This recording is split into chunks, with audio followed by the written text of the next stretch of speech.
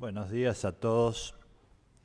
Es un placer participar de este acto en homenaje a un gran tucumano, como hubo tantos. Yo creo que lo alberdiano representa en gran medida lo que es la cultura y la dimensión institucional que ha tenido esta región durante toda la historia argentina, a través no solo de Alberdi, sino de muchos otros, que le han dado a nuestro país una visión que nuestra responsabilidad es tratar de mantenerla y tal vez de profundizarla, que es una visión federal en la cual cada región mantenga su identidad.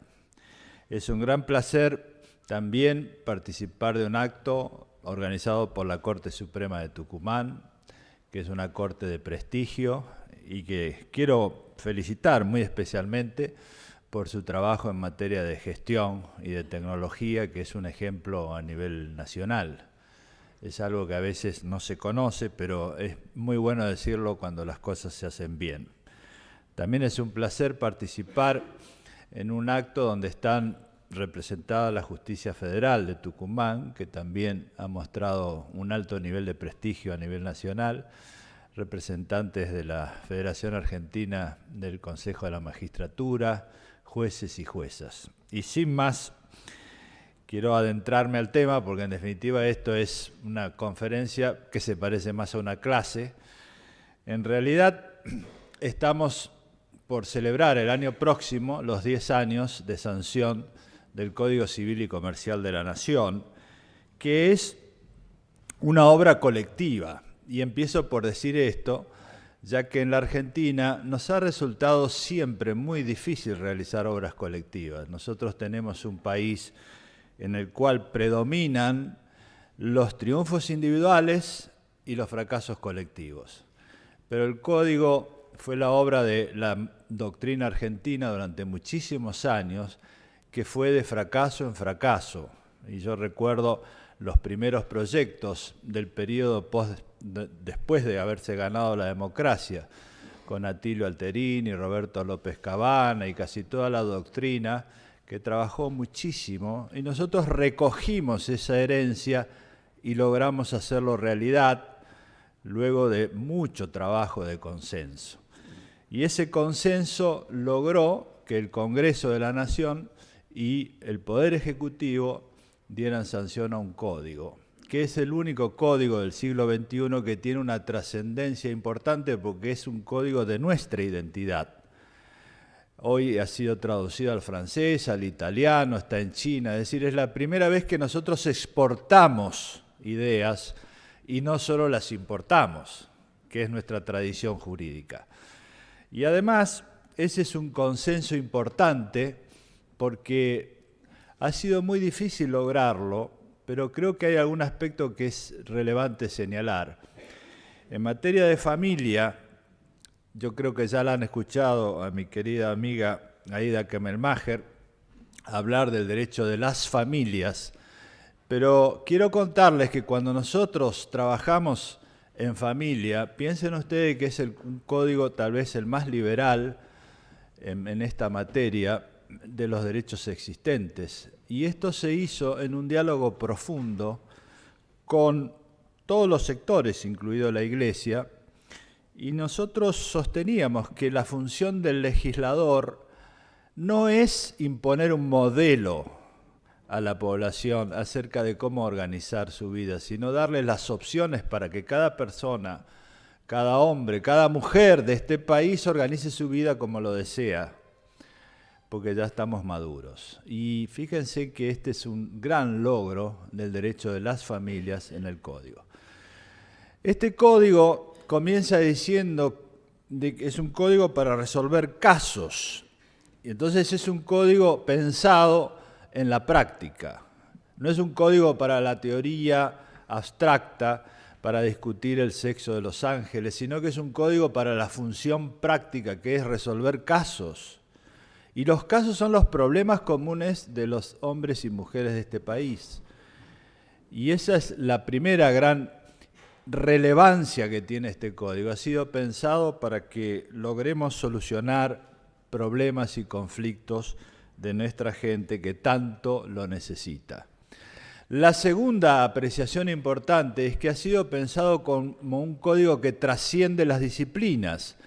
No es solo un código civil y comercial de la nación, sino que está estructurado como un sistema en el cual uno puede leer la Constitución y lee el código y están los principios, como decimos nosotros, principios compatibles, comunicabilidad de principios entre lo que dice la Constitución y lo que dice el código. Es decir, es un código que nos aporta coherencia y simplicidad, que son las características que tiene que tener el derecho para que sea verdaderamente aplicable.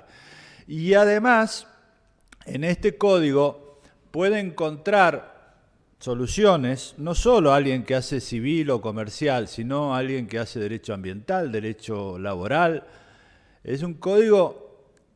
Yo utilizaba este ejemplo, que es de Manet, que pintó la Catedral de Rouen desde distintos momentos del día, es decir, es mirado desde distintas áreas, el código tiene distintas aplicaciones. Es un código para todas las disciplinas, las trasciendes, y yo me voy a enfocar en este aspecto, que es la trascendencia del código en la práctica para todas las disciplinas, ya que creo que aquí hay hombres y mujeres de derecho de todas las áreas.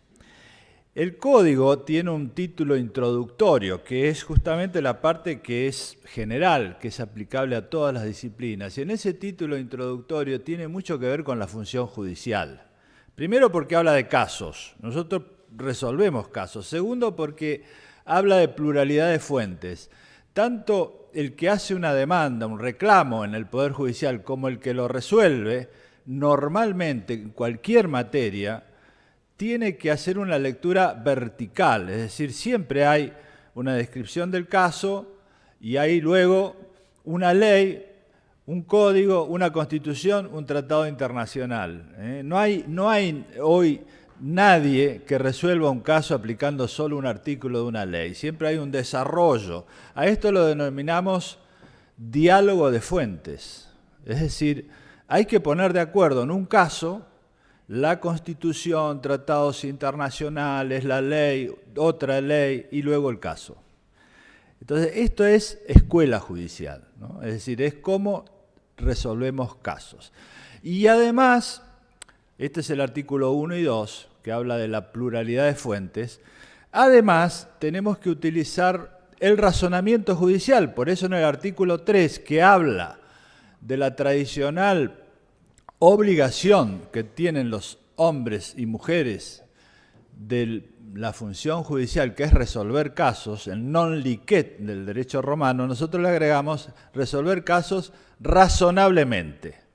Y esto, que es muy breve, tiene unas enormes implicancias en la jurisprudencia y yo les voy a contar varios casos, básicamente refiriéndome a votos que he escrito, no por una cuestión personal, sino porque yo estoy en una campaña para que el Poder Judicial escriba razones por las cuales resuelve, que sean entendidas por la población. Y al final les voy a explicar por qué esto es tan importante en el mundo de hoy.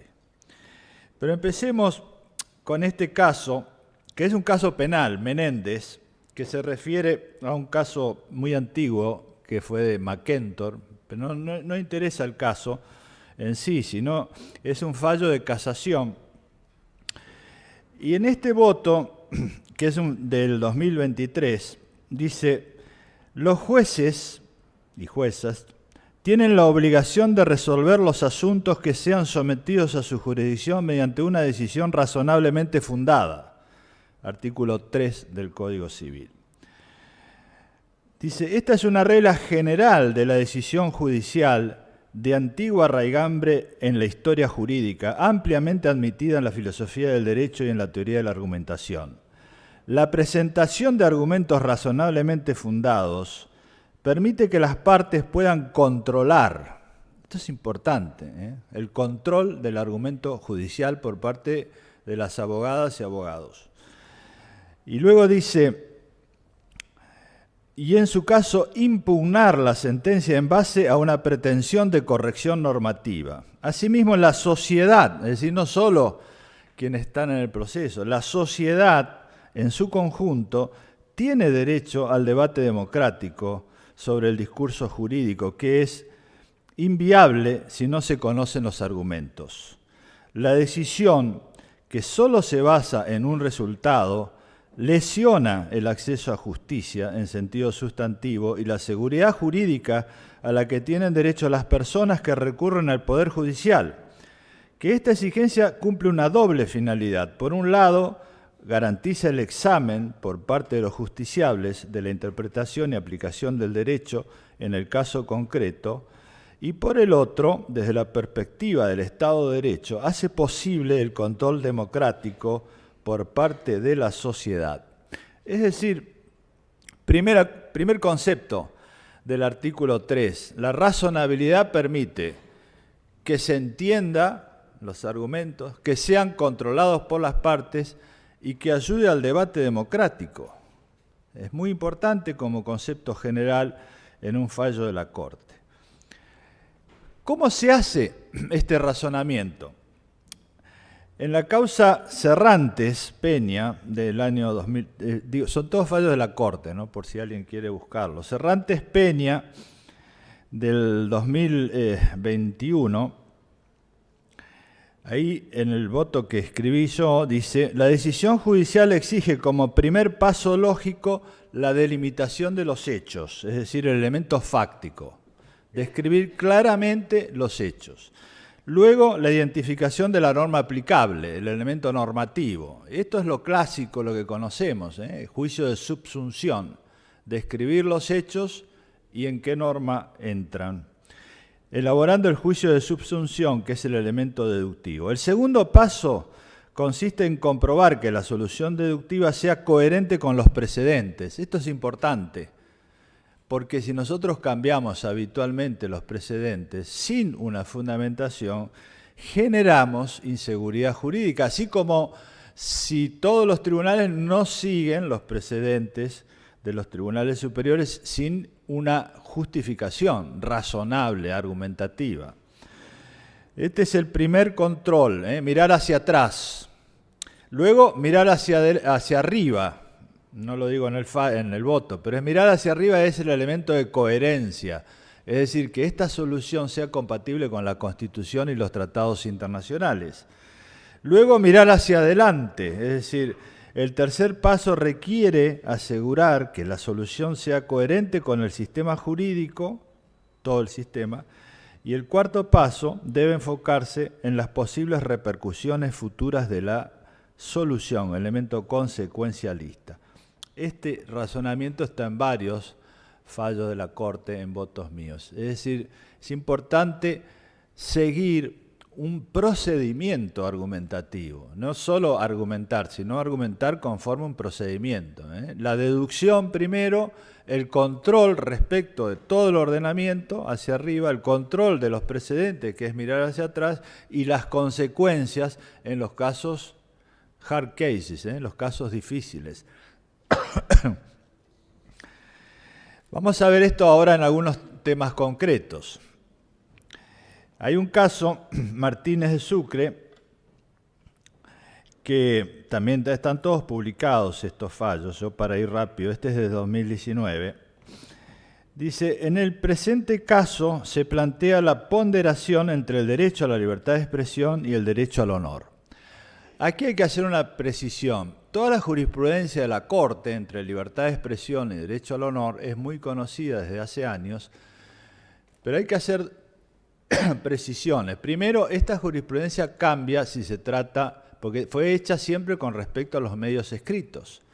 Ahora hay otro caudal de balance, de ponderación, cuando son digitales, no es lo mismo.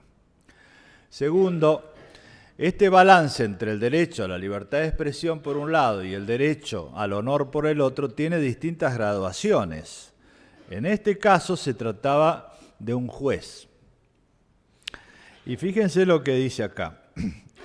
El equilibrio se logra cuando se permite el máximo ejercicio del derecho de crítica con la menor lesión al honor de las personas, es decir, sin efectuar imputaciones falsas de delitos o agravios innecesarios. Esto es lo que denominamos juicio de ponderación entre principios competitivos.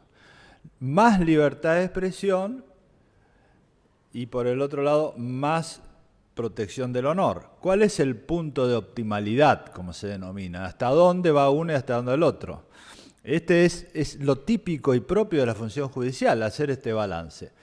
Pero hay graduaciones. Entonces, en este caso, dice, el criterio para valorar esta conducta es el que lo que normalmente hacen personas del mismo medio en similares situaciones. Por ejemplo, alguien puede hacer una crítica de lo que hace una sentencia judicial, lo que dice, sin desacreditar.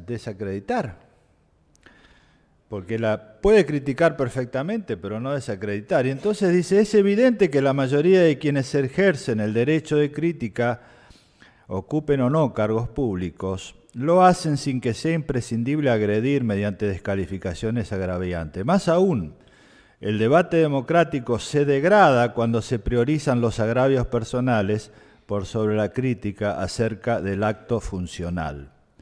No puede exigirse a los magistrados y funcionarios que soporten estoicamente cualquier afrenta al honor sin que se les repare el daño inmediatamente sufrido.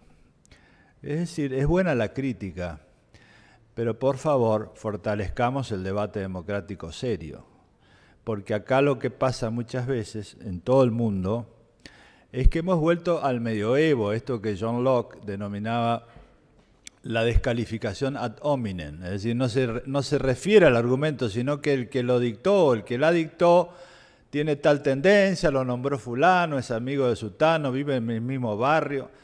Esto es lo que dice este voto, fortalezcamos la crítica democrática.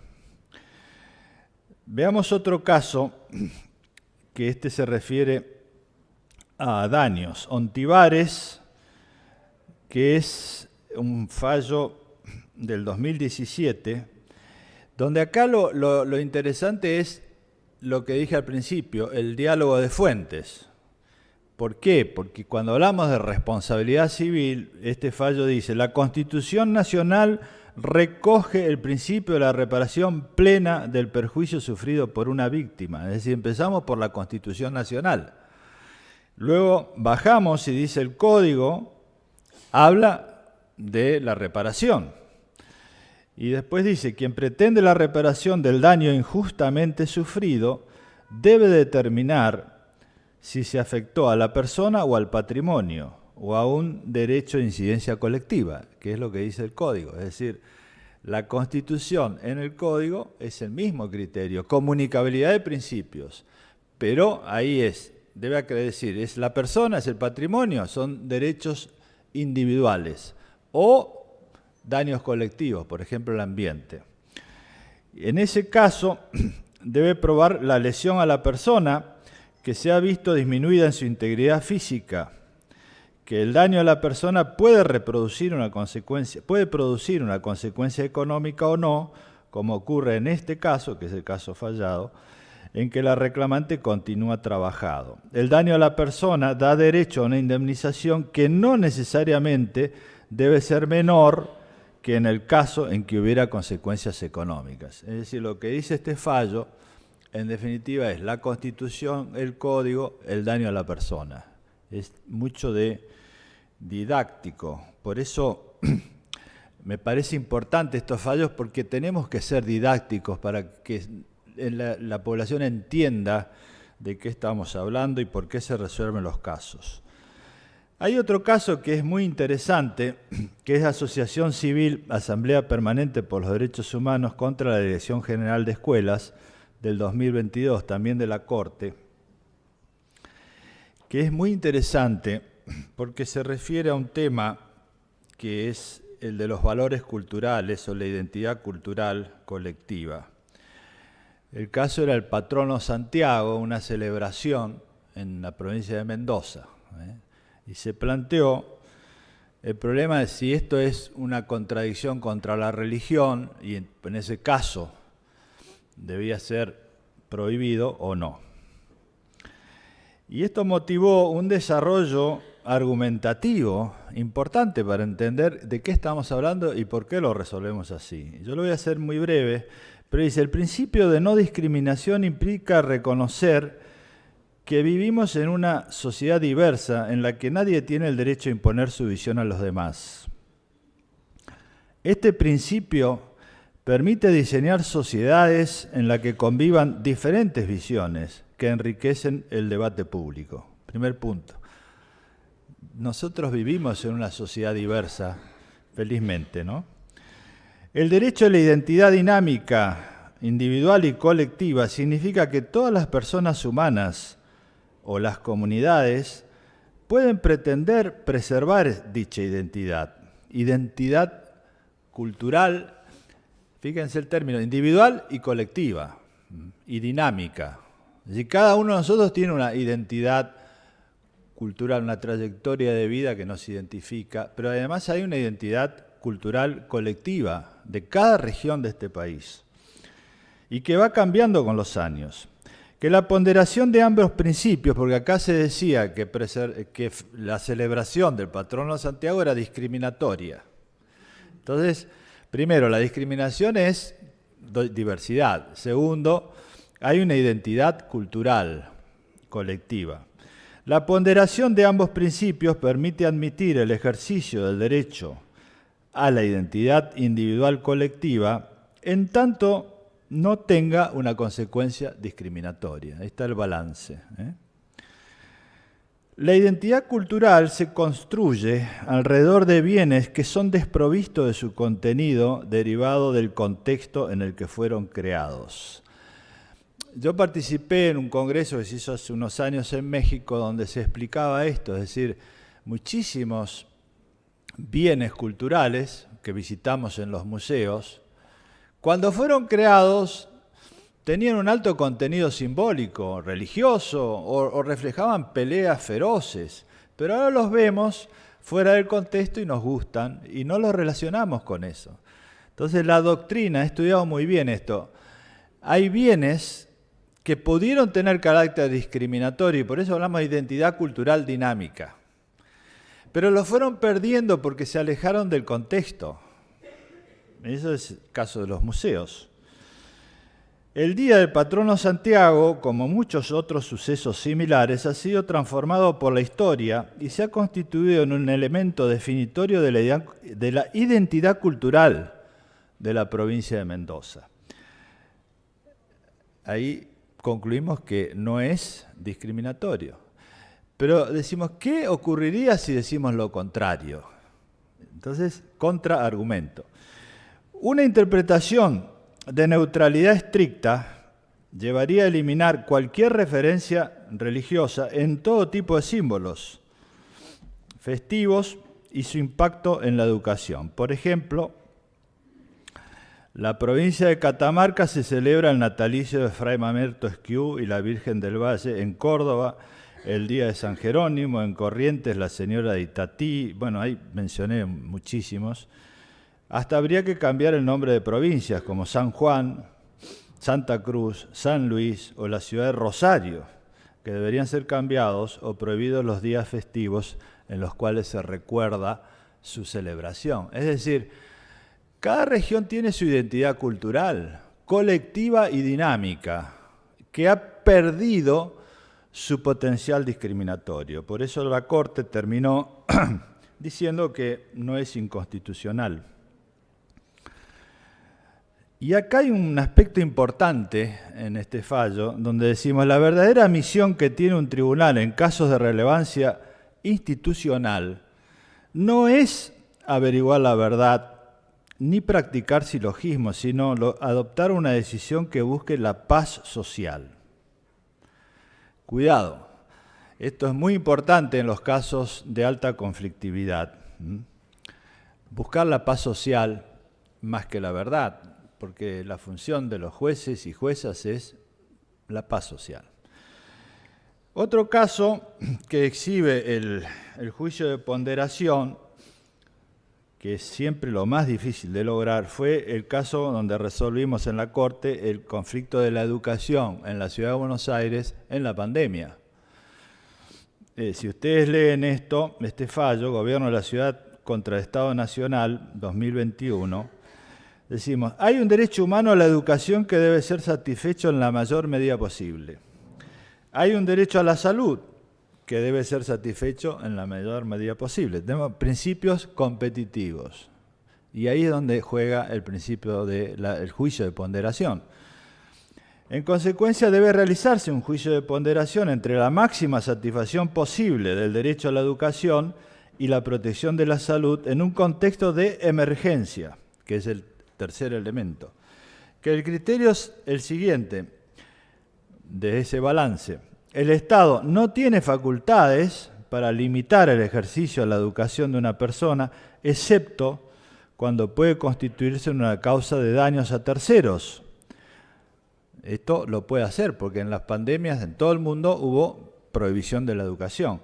Pero siempre que no signifique una afectación esencial del derecho, lo que ocurre cuando la medida es reiterada en el tiempo e implica una profundización irrazonable de las restricciones. Por eso en ese caso, como se lleva mucho tiempo, había una afectación esencial, y es lo que la Corte terminó resolviendo, que era, bueno, demos lugar a la educación. Otro caso que es interesante, yo me pasaría un día entero, pero creo que no vamos a tener tanto tiempo, que no sé si está en la memoria de alguno, que es Xi, lo que nosotros conocemos por el caso Xi, que es un comerciante que tenía un chino que tenía el supermercado Arroyito, en Arroyito, provincia de Córdoba. Y ustedes conocen muchas familias chinas que quieren trabajar todo el día y todos los sábados y los domingos porque vienen acá y como todos, hemos sido alguna vez hijos, nietos de inmigrantes que vienen a hacerse la vida. Pero claro, chocaban con el descanso dominical. Entonces él quería trabajar el domingo, dice, yo soy dueño, mi familia, pero hay una prohibición. Y esto llegó a la Corte y se discutió bastante este caso. Lo primero, lo que yo escribí, pero mis colegas más o menos fuimos todos en el mismo sentido, dice, en este caso no se trata de una antinomia de reglas, sino de colisión de principios. Es importante esto, ¿no? Si hay una colisión de reglas, una desplaza a la otra, pero si hay una colisión de principios, hay que hacer un juicio de ponderación. Y en este caso se trata del derecho a trabajar y el derecho al descanso, en colisión, derecho laboral y el derecho comercial, por darle un nombre genérico. Pero además, y esto creo que lo más importante, es la colisión entre la regulación nacional, que dice que hay que descansar los domingos, y lo que cada región quiere. Y este es el tema central de este caso. Acá dice así, la descentralización institucional, en otros términos el federalismo, ¿no?, es un poderoso instrumento para el desarrollo de las regiones, ciudades y diferentes tipos de actividades. El significado concreto de federalismo en este aspecto es fortalecer ámbitos locales de decisión autónoma, compatibles con una base de presupuestos mínimos nacionales.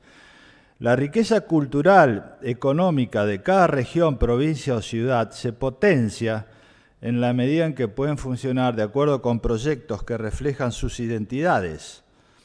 De ese modo, se generan múltiples decisiones diferentes, flexibles, que dialogan entre sí y ascienden progresivamente hasta formar un modelo más general. Que esto es algo importantísimo en nuestro país, porque nosotros tenemos una estructura centralizada donde todos sabemos que Dios está en todas partes, pero atiende en Buenos Aires. Bueno, el modelo institucional es así. Por eso hablamos de descentralización institucional, que haya en cada región capacidad decisoria, que es el modelo originario de nuestra Constitución que tomó de Estados Unidos, donde los estados tienen verdadera autonomía. Nosotros con los años fuimos centralizando. Todas las decisiones en cualquier ámbito son nacionales. Entonces, un modelo es, yo escribí bastante sobre esto, es descendiente, es decir, todas las decisiones bajan de un lugar, y otro es ascendiente, que es el modelo de Estados Unidos y el que era de nuestra Constitución. Por eso decimos acá diferentes áreas sensibles que dialogan entre sí y el consenso general surge de eso. En este sentido, hay ciudades que pretenden impulsar desarrollos de experimentación tecnológica que trabajan con el mundo entero. Nosotros tenemos regiones que trabajan de noche. ¿Por qué? Porque trabajan con otras regiones de Asia. ¿Y qué le vamos a prohibir? ¿Vamos a imponer un horario nacional? Precisan de horarios de funcionamiento extendidos. Hay otras que son pensados como lugares de paz, descanso y atractivo turístico, que precisan abrir los fines de semana. ¿Y qué le vamos a hacer? ¿Poner una regulación nacional? En grandes urbes hay centros comerciales que trabajan de modo muy distinto de los negocios familiares en los barrios. En este contexto, la cercanía del municipio con su gente hace posible que dicha jurisdicción cuente con los elementos necesarios para valorar la idiosincrasia local imperante. Es decir, lo relevante es esta descentralización institucional y por eso la idea fue favorecer que pudiera actuar conforme a lo que en ese momento consideraba relevante. Entonces, esta primera parte del código, que a veces se lee ligeramente lo de razonable, implica repensar adecuadamente el modelo de decisión jurisdiccional. Los artículos que siguen también tienen mucha importancia, básicamente porque en este código, que es el único a nivel internacional, se regulan los derechos individuales y los de incidencia colectiva. En esta materia tenemos muchísimos fallos, que no me voy a extender por razones de tiempo, pero para que ustedes tengan noción, nosotros hemos inaugurado a nivel mundial una corriente de decisiones de protección de derechos de incidencia colectiva, tanto porque está en la Constitución, porque está en el Código y porque está en las leyes generales, por ejemplo, la Ley General del Ambiente. La jurisprudencia de la Corte en materia ambiental es enorme. Yo diría que es una de las cortes que más sentencias tiene desde el 2006, con el Riachuelo en adelante. Tenemos muchísimas, pero no las voy a mencionar todas, pero simplemente decirles que esta decisión de la codificación es hoy una realidad jurisprudencial. Entonces tenemos que el ambiente es un derecho de incidencia colectiva y por lo tanto es indivisible, es decir, no podemos dividir el ambiente para predicar sobre él derechos individuales, que es un debate importante que hay en el mundo y en nuestro país, porque no podemos privatizar el agua porque a lo mejor es mejor que una empresa use el agua, la privatice y sea dueña de un curso de agua, porque es un derecho de incidencia colectiva y es indivisible. Y la próxima generación va a tener que pagar el derecho al agua potable. Y nosotros en Kersich, que ya tiene unos años en la Corte, dijimos que hay un derecho individual de acceso al agua potable.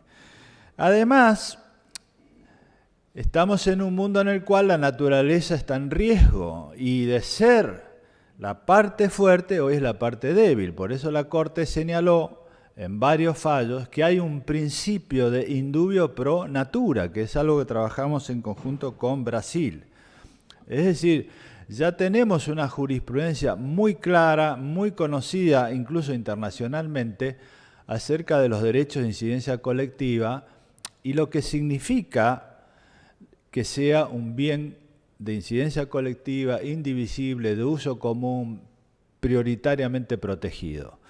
¿Por qué? Porque tenemos ahora un debate internacional y local acerca de los recursos naturales y el posible sobreuso y agotamiento de los recursos naturales que es un debate muy importante en el mundo de hoy que tenemos que tener muy presente. Es decir, no podemos nosotros ignorar la legislación. Esto no es activismo judicial, es aplicar la ley, es aplicar la Constitución. Y la Corte, y creo que felizmente casi todos los tribunales del país, vienen siguiendo esta línea, no solo del Código, sino de la jurisprudencia. Es decir, los grandes lineamientos de la codificación hoy han sido seguidos en la jurisprudencia. Y no solo esto, sino también en la protección del consumidor, en la protección de las libertades en materia de familia, en la ausencia o prohibición de discriminación entre hombre y mujer en las relaciones familiares, ha sido seguido también en materia comercial. Y digo esto ¿por qué? Porque cuando se discutió y se aprobó el Código, había mucha discusión acerca de los grandes conflictos que iba a generar. Y la mayor novedad fue que no generó conflictos. Prácticamente se fue aplicando. Y en esto, lo más importante lo hizo el Poder Judicial y las universidades. Yo cuando hablo del Poder Judicial incluyo todo, ¿no? El Poder Judicial, que son las juezas, los jueces, la abogacía, pero también las universidades, que adaptaron sus planes de estudio, que hoy nadie discute, pero hubo una enorme discusión en el proceso de implementación.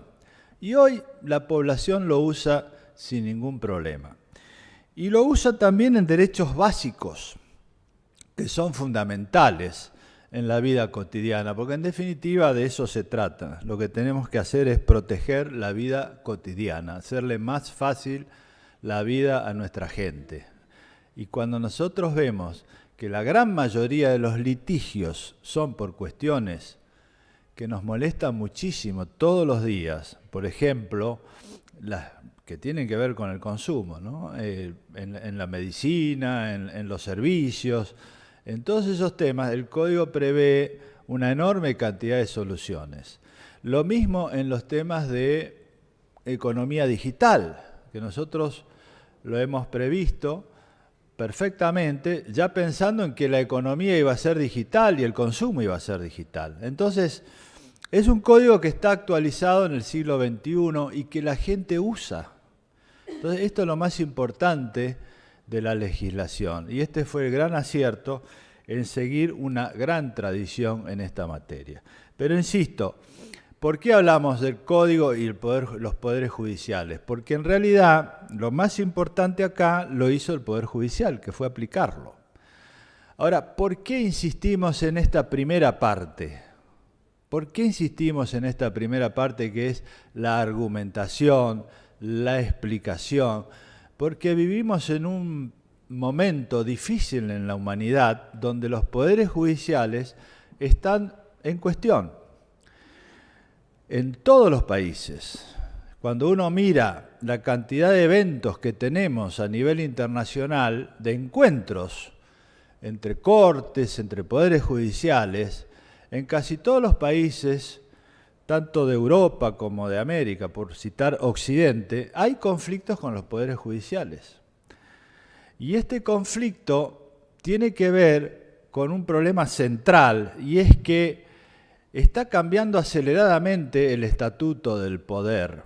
Es decir, fíjense que ha cambiado toda la economía, ha cambiado la sociedad, pero el estatuto constitucional del poder tiene 200 años y no hemos inventado nada nuevo. Entonces, este tema de que hay elecciones y entonces los poderes ejecutivo y legislativo están sometidos a procesos electorales, en todo el mundo, desde que se aceleraron los tiempos y la tecnología permite que todo el mundo actúe tan rápidamente, la estructura de incentivos hace que los poderes de base electoral tengan que resolver muy rápidamente cada cuestión y las resuelven en el día. Por lo tanto, los grandes problemas no se resuelven fácilmente, se trasladan, porque nadie quiere ganar una elección con los costos, ofreciendo costos. Los grandes problemas incluyen costos.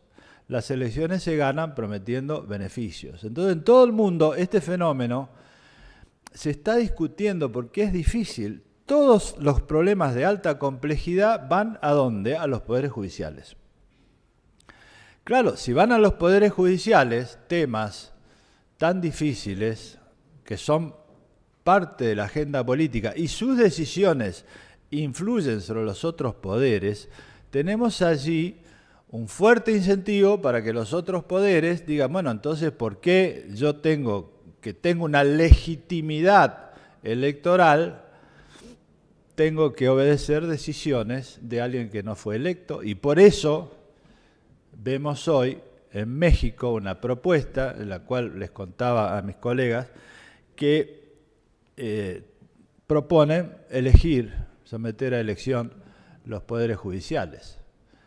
Pero esto nosotros lo resolvimos hace unos años, reforzando la idea del carácter contramayoritario, en el caso Rizzo, que tiene que ver con la estructura de la Constitución y del Código. ¿Por qué tiene que ver? Porque el caso Rizzo lo que dice es, señores, si solo las mayorías son las que deciden, las minorías peligran.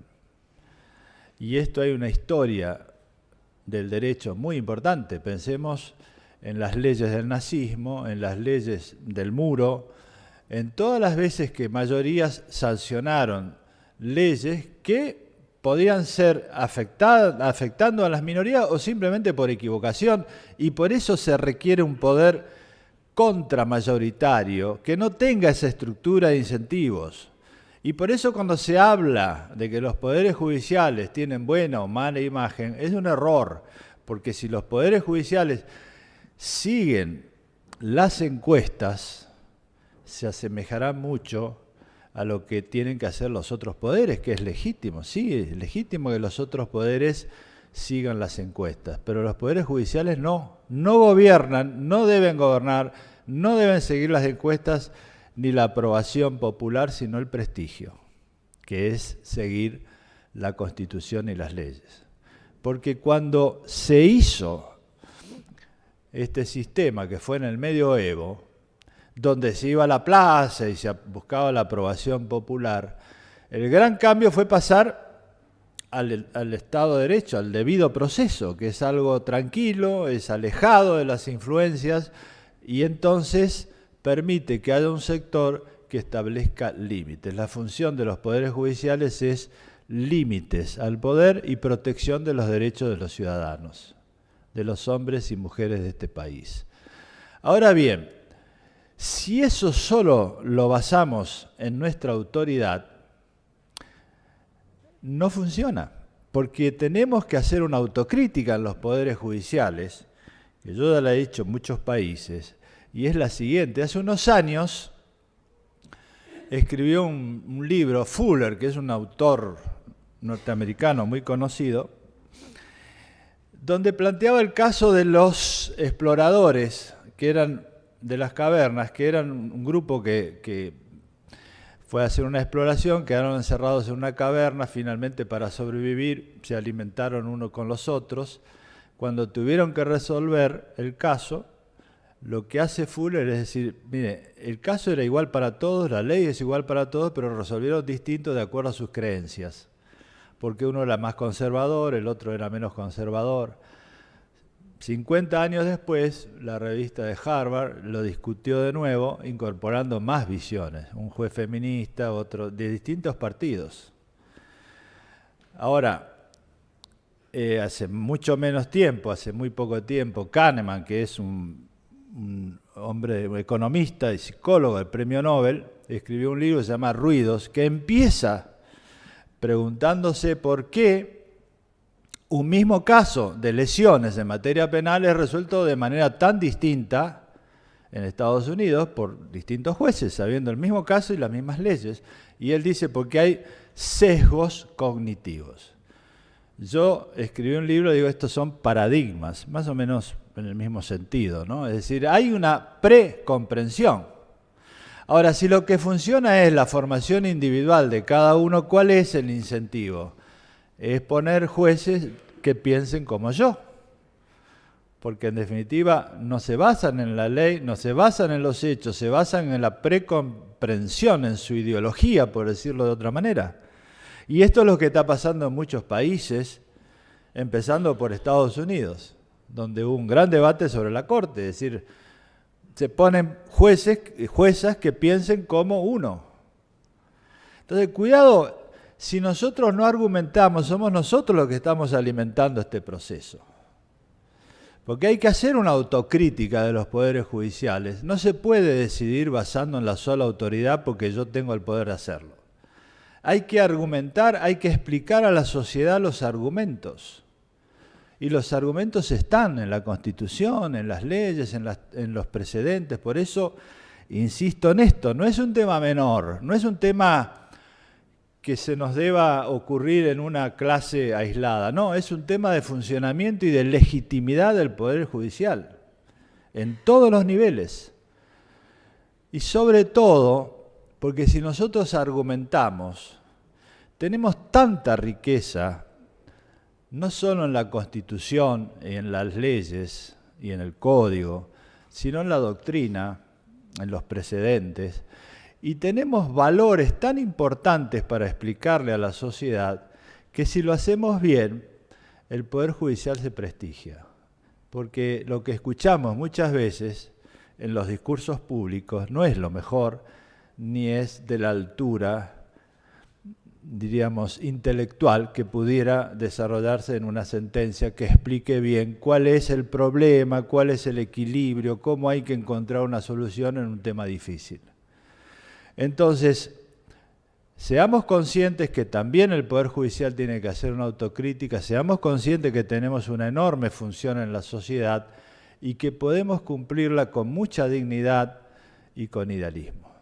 Muchas gracias.